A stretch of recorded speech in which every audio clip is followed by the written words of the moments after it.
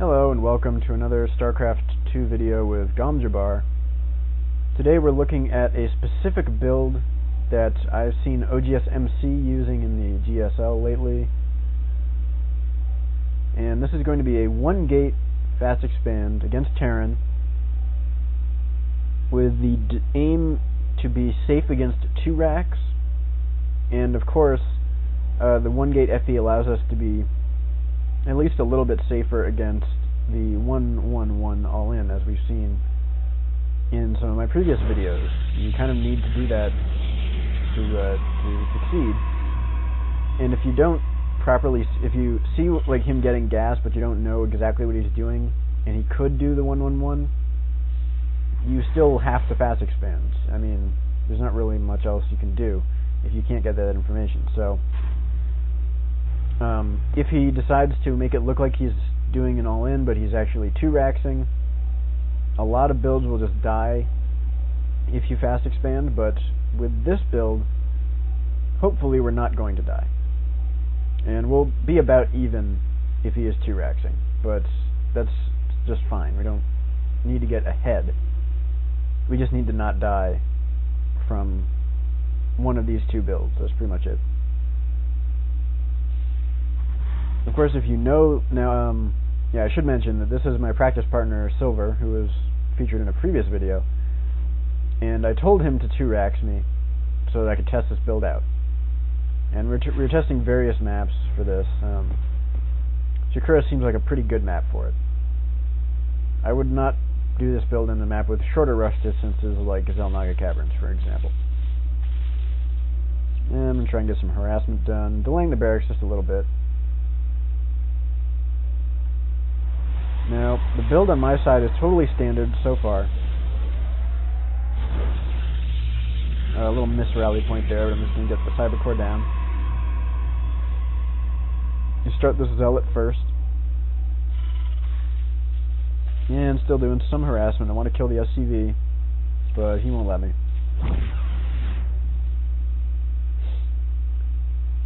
So,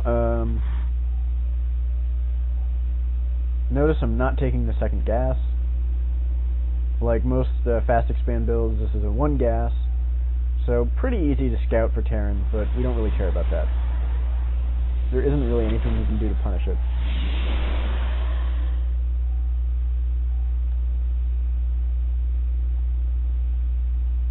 And I'm going to chase out the SCV.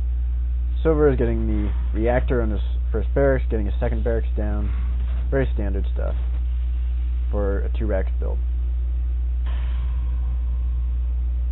And here's what we're going to do. We're going to get supply blocks slightly. That's not the best part of the build, but what we're going to do is chrono boost out 2 stalkers after the Zealot. We're actually not chrono boosting Warp Gate even once. We're never chrono boosting Warp Gate. This is important. Never chrono boosting Warp Gate because the timings will line up better that way. And you just don't need to. So here we go, throwing down the Nexus at, if your scouting probe stays alive, this will be 30 food, but since it died, it's 29. And we're at 23 probes. What we're going to do next is cut probes entirely. At 23 probes, we're going to make 2 gateways. We're going to make a robotics facility. There it is. We're going to make an assimilator. And now we're going to go resume probe production, but we have to make another pylon also. So we're going to do that next. But we can make that pylon at about 32 and not get supply blocked. And again, if we had another probe, the scouting probe had stayed alive, we would be at 32. That's just, you know, easy way to remember. Now, Warp Gate finishes. These 3 gateways are basically going to finish at the same time as Warp Gate. And the Nexus is finishing right about now. He's moving across the map. We're going to warp in Zealot, Stalker, Stalker. So, right now, we've got 2 gas, we've got 3 warp gates with Warp Gate finish. We have our first round of warp-ins, we have a Robo Bay. our robo facility. We have our nexus complete. We've got 2 zealots and 4 stalkers. And Silver is actually expanding a bit earlier than standard 2 racks, but he's not the most familiar with this build. He sort of just learned it for practice purposes. But his attack won't be that significantly weaker right now. This is pretty standard time. It might be slightly later, but not a big deal. So what we're going to do is we're going to focus fire the Marauders with our Stalkers. This is really key, because once the Marauders are dead, the Marines are no threat at all. And the amount of time that we have to do this, I'm just going to lose this stock free because I'm terrible. But we're going to look at that battle one more time to look at the micro, because you can definitely miss micro this battle and lose the game. This is really, really important. Okay, hang on. Okay, so I'm going to slow it down to normal speed. Here comes the attack. Here's what we're going to do. We have a sort of ticking clock for this battle. We have until our zealots are dead. Until our zealots are dead, our stalkers get free damage. We have to make use of that and target fire both Marauders. So here comes the battle. We're going to target fire the Marauders with our stalkers. Take that one out. And we're going to take this one out. And now he has only Marines, and we can micro the stalkers against the Marines. Easy peasy. Okay, so speeding back up. You can see we're slightly ahead. Even though we cut probes pretty significantly to get all these buildings out, we were ahead in probes, so now we're about even. Silver's actually been cutting workers too, but we can assume that if he hadn't, we're going to be even. And I'll show that in a little bit. So, he gets a free stalker. That's not something that should happen, but at this point we're on 2 gas geysers in our main. We're going to get a third, and we're going to warp in only Zealot Sentry. We don't want too many stalkers early on. And I'm opting for that robotics bay, but MC tends to go for the Twilight Council and the Forge. Either way you go is no problem. So Zealot Sentry. I've got this gas mining. And since I'm going Colossus, I'm going to want another gas soon. And now I can see that his factory and starport are very late. My robotics bay is pretty well ahead of his tech. And based on that scouting, that sort of clues me in to do a pretty strong 2-base pressure. And we're going to see that. But, the focus of this video is that particular build. So there's that Colossus coming down. And I don't have a ton of units. A ghost push would actually be extremely strong right now, but, that's kind of what you have to deal with Terran.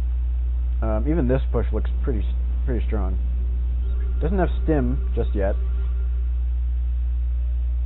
which I would say is a mistake. He should have stim by this point. So we're just going to force field behind the Marauders, let our Zealots cut them up.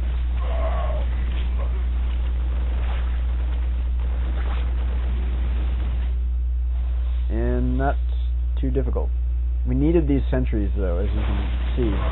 I should not be losing them also, but we needed these sentries in order to hold off that attack. That's why you have to warp in sentries and zealots. If you'd warp in stalkers, that attack would have been much different. Would have probably lost the game.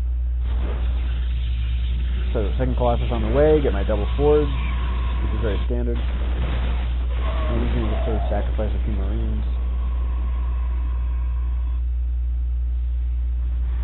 And we've got some Vikings, medevacs, another starport.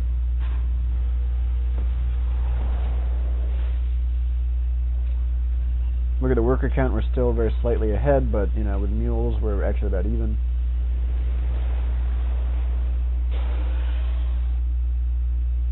Observer going back. So we're going to start 1-1. And we're going to make more Colossus, more gateways. We actually need a few more gateways to do this timing.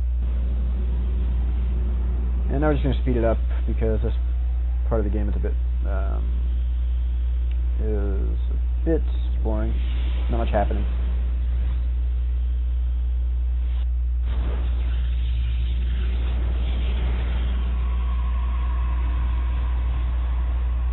Alright, so at this point we're warping in a bunch of stalkers. Again, when we're in the battle, we have until the zealots die to do damage with these stalkers for free, so we want to target fire the Vikings if we can. And he actually has a lot of Vikings out already, because he went for a lot of Starport. This is fine. I'm going to lose one of these Colossus when I shouldn't because of bad micro.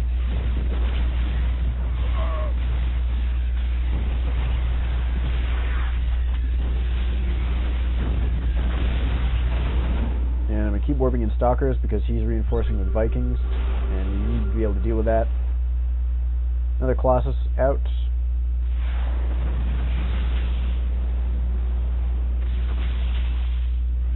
And at this point it's pretty much all micro, but what I'm doing is getting another base. I have to be very careful not to lose this army, because if I do, the game is basically over. Very tough to come back from this if you lose this army. So you really don't want to overcommit. But he has a pretty low Viking count, and I have 2 Colossus. So keep attacking the Colossus. Try and get those Vikings. I wasn't doing the best job of target firing there, but I have such a big leftover army, I'm pretty much fine. More Colossus on the way.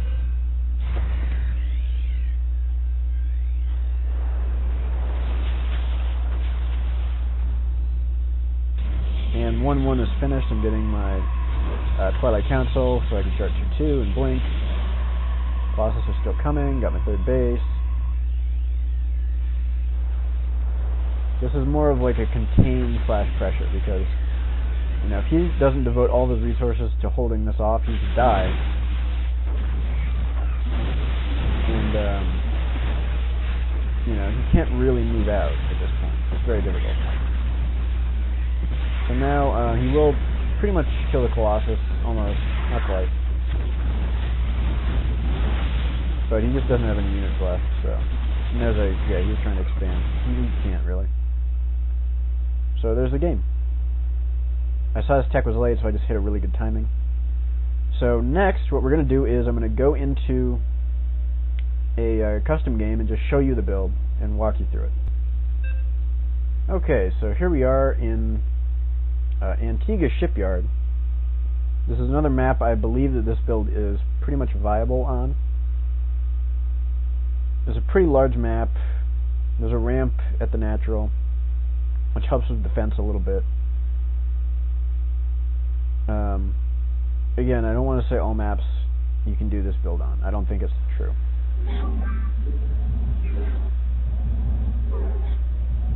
Okay, and so we're just going to make probes, obviously.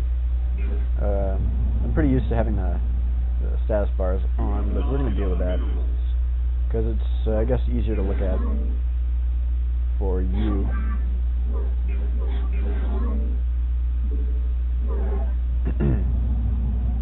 And this is a 4-player map, so I'm going to scout after Pylon.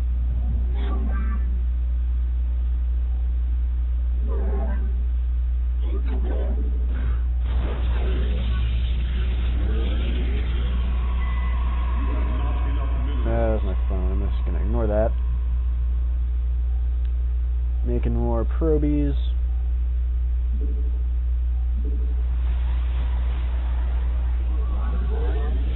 Chrono Boost. This is actually really hard to play without the unit status bars and the building status bars. But oh well. So of course I Chrono Boost after the pylon's finished. Since I scouted after Gateway, I can't Chrono Boost until I start the Gateway. I mean, yeah, whatever I said. The scout after pylon. Now I can Chrono Boost right when this Gateway is thrown down. I have to do a 15 gas because I scouted after pylon. I don't have the minerals for a 14 gas.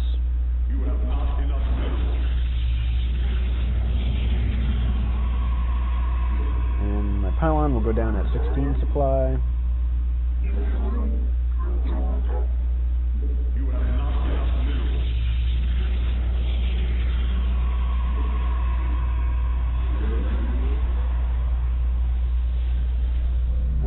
This micro. Oh god. Well. That shouldn't impact things too badly.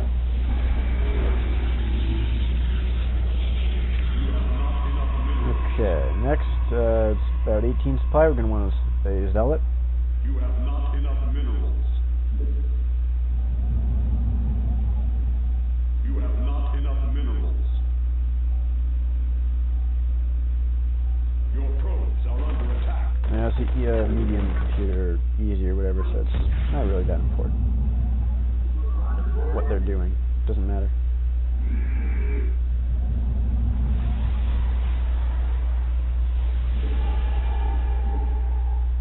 So remember, we're not chrono boosting warp gate, just stalkers at this point. Make a pylon.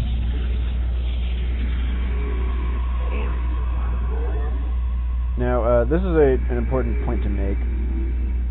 If you scout the opponent has gas, just sit in your base. Don't go attack him. If he does not have gas, if he's doing a gasless expand and you still want to do this build, then go pressure with the 2 stalkers and the zealot. You absolutely can, because he doesn't have marauders or concussive shell. And I think that's a very good plan. Now 300 minerals, I send the probe down because that's going to have 400 right when he gets there. It's just a timing thing. Now he turns back up. We're not making any more probes right now. We're at 29 supply, we have 23 probes. We're going to make 2 gateways, a robo, and a simulator, and a pylon. And it feels like we're cutting probes for a very long time. I'm not making any probes right now, right? But it's not that big a deal. Because of Chrono Boost, we were actually ahead on probes at that period of time. Robo, simulator, and now pylon. I can resume probe production now. And when I have enough money, I can make a pylon.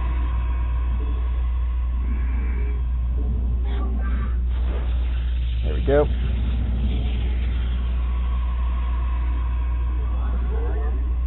And I actually been chrono boosting probes here, but that's optional.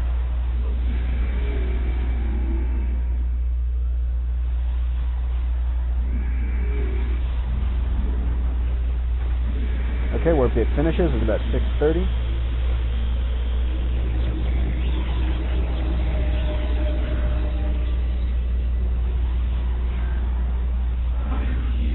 Okay, now we've got our warp in.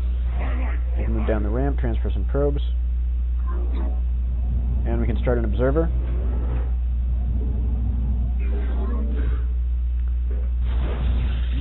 And we're in really good shape. So, you know, hopefully that sort of illuminated what the build is. It's not that hard to execute, but the micro itself is more difficult. So you have to make sure you do that properly. And yeah, that's going to be it. So thanks for watching.